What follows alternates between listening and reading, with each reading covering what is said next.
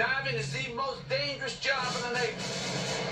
If it's lost underwater, the Navy diver will find it. If it's sunk, he brings it up. If he's lucky, he'll die young 200 feet beneath the waves, for that is the closest he will ever get to being a hero.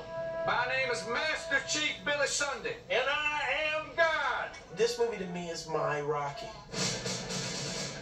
There's just great heroic hoo-yah stuff in this movie that I think should be shown. The great lesson of the story is don't ever give up, no matter what. Reporting for diving school.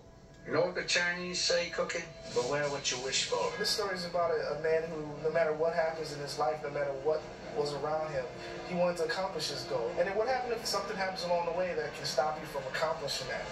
You don't stop, you continue on. I have great respect for him. His determination and his will to go as far as he did. You think you're better than me? You damn right I am. Well, that's just see, fighting against great odds and winning out. I mean, that's a story that always gets to me. You let go before I relieve you. You fail my course right now. Permission to relieve the man below, Master Chief. I got no room in my class for heroes. You read me? It's about how an ordinary human being overcomes incredible adversity to accomplish something when the odds seemed stacked against him. When he fails, you retire. He ain't gonna fail. Because this is a man who actually went through this. Perhaps it wouldn't be so easy for someone to be deterred from their dreams if they wanted to accomplish something. Why do you want this so badly? Because they said I couldn't have it. It feels like you could do anything after seeing this man's story.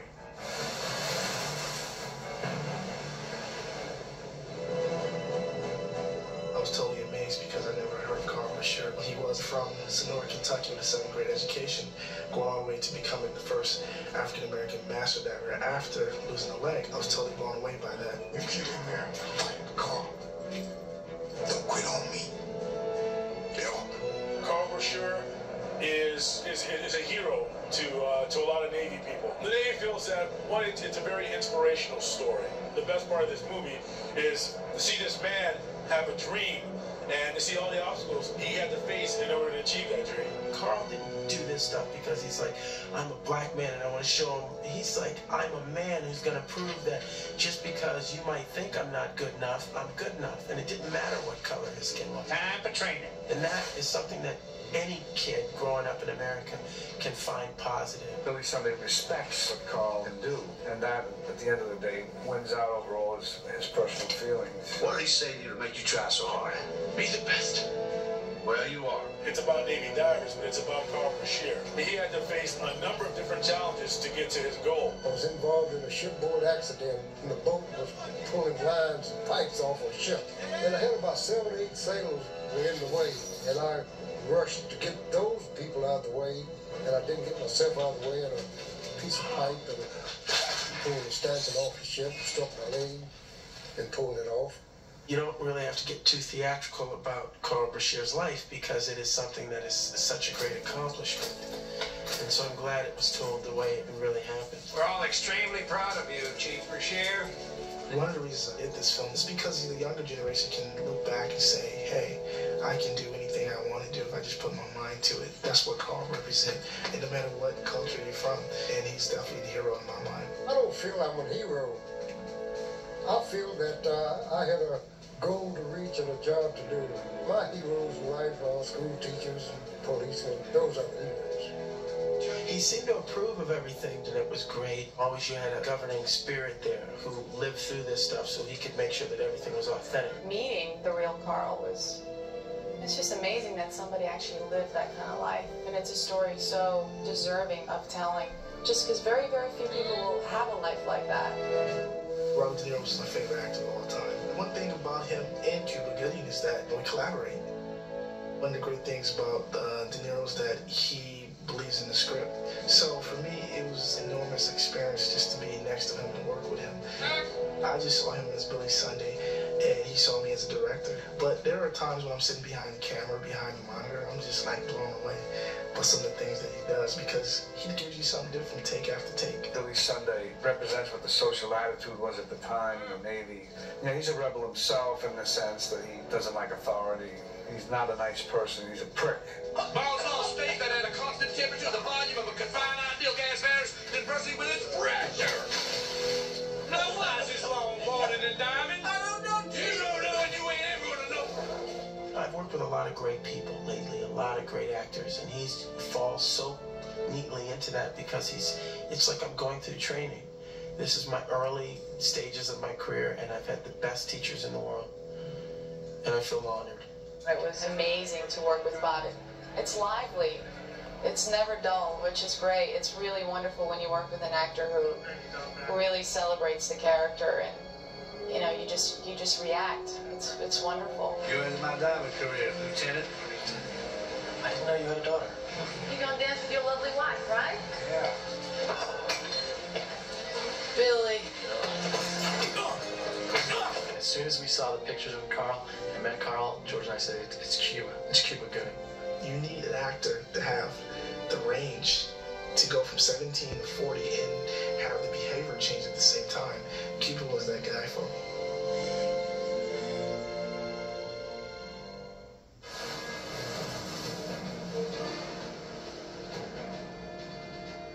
Salvage divers are not SEALs, they're not shipmen, they're a particular breed of guy.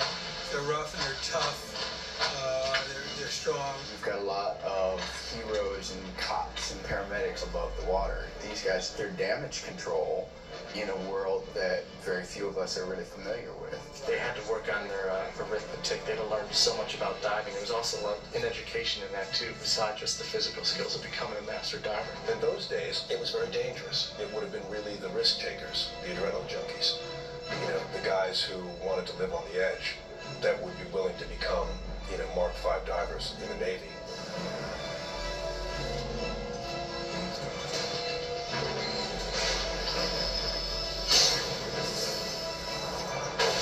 It takes a special type of individual to be a deep sea diver because it's a lot of psychological pressure.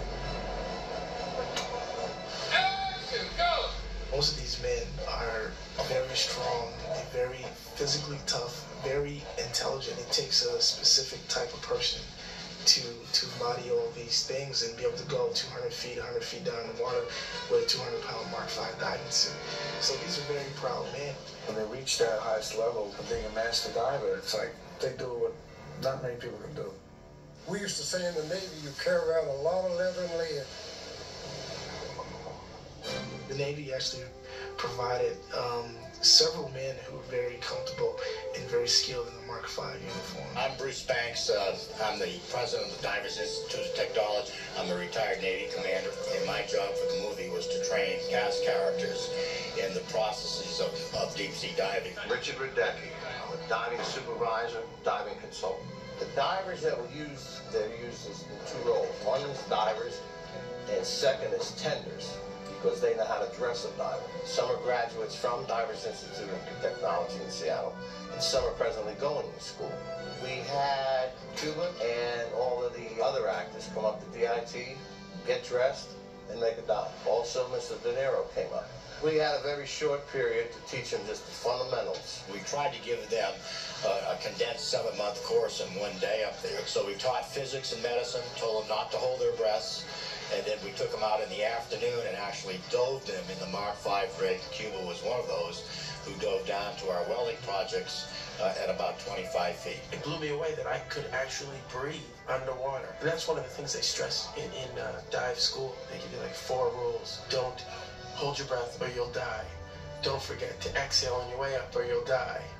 Don't forget to hold your breath or you'll die. I mean, they keep saying, or you'll die, or you'll die. So you get down there, they tell you to sing a song on your way down and sing a song on your way up, so that you don't get oxygen shot into your bloodstream and create an embolism. It can be pretty scary. It's exciting to watch Cuba Gooding work. He's very efficient in the Mark V deep sea diving suit because he's strong, he's in good physical condition, and he doesn't show any signs of claustrophobia. I never considered myself claustrophobic, which is a good thing. I never really thought about being claustrophobic. But in these Mark V suits that they have, it's almost like putting a fish bowl over your head and being able to see, but only so far. So you really get a sense of being confined. You're also hooked up to an umbilical, which is air gas lines that feed you, your lifelines. It can freak you out a little bit. When they're putting the hat on Cuba, we do a comm check. There's 2 microphones on his throat, runs into the helmet, and then from the helmet it runs to his umbilical, which is where he gets his air, and then comes directly into the comm box. This is the breastplate that fits inside of the deep sea diving dress inside of this build. This together weighs 54 pounds. The shoes weigh 17.5 pounds each, and the belt weighs 84 pounds. Complete dress weighs 190 pounds. I am a diver. I think it's a really fascinating sport, and I really enjoy it. Of course, that doesn't really prepare you for your first day at the dive school when they brought out the Mark V. And we all looked at it, and George had said, whatever we have to do, Hope, you go first. I said, okay. So they said, who wants to try in the suit? I said, I'll try it. Right? And they put me in the suit, and I stood up and I said to our master diver, I said, I'd like to go down. And I got down to the ocean floor, and then all of a sudden, I realized I'm not sure exactly how to ascend. Until you're actually underwater in a Mark V diving suit, it's an experience that unless you've had it, it's really difficult to articulate. It's only for the stout-hearted. I've been down in the Mark V. I went down like 25 feet underwater and, got to feel what it feels like on the body. It's exhausting. Just standing up and going to the ladder and walking down to the water is exhausting. We got some of the best advisors, I think, for a subject like this. We have Radecki is the Master Chief working on, and Bruce Banks, who's been a wonderful aid through all of this, not just telling us how things look, but helping us out to make the conditions in which we're working under authentic. What I learned is that they're very smart, sensitive guys and courageous, because it's a real specialized, to say the least, profession. The tank work is actually a simulation of an engine room that falls off the riverbank on the bottom into deeper water, and as it does so, rolls over. It's pretty sophisticated diving because you've got safety concerns here, whether or not the air supply works or whether or not we were able to get the umbilical off. So the coordination of 3 divers in the water and 6 tenders topside has to be pretty well rehearsed. I am doing some of the dive work. My character faces his near-death experience, and he's in need of being saved because I've got my air hose tangled. For God's sakes! The ship's lane is crushing those pipes, Chief! Gotta get them on the fresh hose and out of here fast! Slow your respiration. Breathe easy. Just breathe easy. Please! I wasn't made for this! I want to go home now! I want to quit! Cut!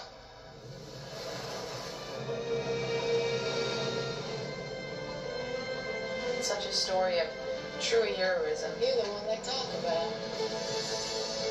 I wanted to make a classic drama that has love, it has action, it has everything. It would be totally entertaining.